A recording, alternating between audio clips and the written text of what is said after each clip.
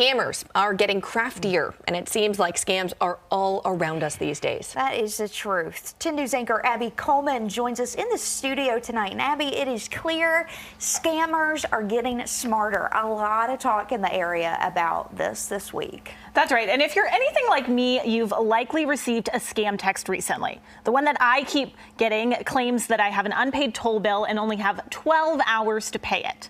Well, I sat down with a colonel from the Roanoke Sheriff's Office, and he warned that there's more to watch out for than just the texts. First thing you hear is you're in trouble. For years, Brandon Young has been the go-to guy for helping people identify scams. But this week, he discovered that scammers are now using his name to deceive others. I spoke with 4 individuals yesterday, and we actually had a couple swing by this morning wanting to see the real Brandon Young. Young is a colonel with the Roanoke City Sheriff's Office. But the scam caller identifies themselves as Sergeant Brandon Young. They go through our websites or public information and find an individual at the sheriff's office to use their name on these phone calls. Typically, they get details wrong.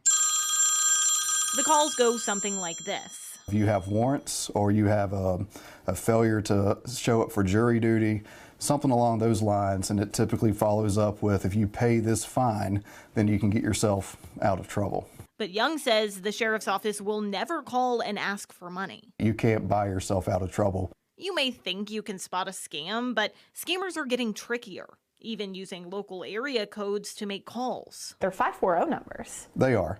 And there's a lot of spoofing involved too.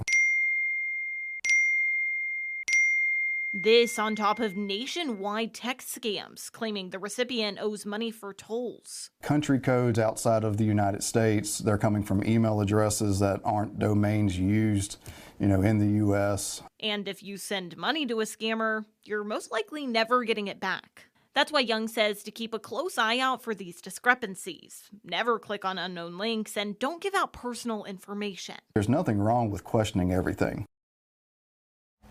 And Young tells me that the elderly are the most at risk, which is, it is so sad because you do hear stories of people who end up losing tens of thousands of dollars from these scams. Right. I mean, you can lose a lot of money, and you have to know what to look for. And I'm glad you pointed that out. The numbers, the emails, and people are just saying, oh, well, I guess I better pay this. But well, and if I get a call from a 540 area code, I'm more than likely going to pick it up because it may be somebody I know. Right. So if it's somebody saying, oh, I'm from the sheriff's office, that's going to take me a minute. Right. They play on that fear. Right. Exactly. Exactly. Well, definitely some good information. Tell your friends, share this info. They're not real. All righty. Well, thank you guys. Thank you, Abby.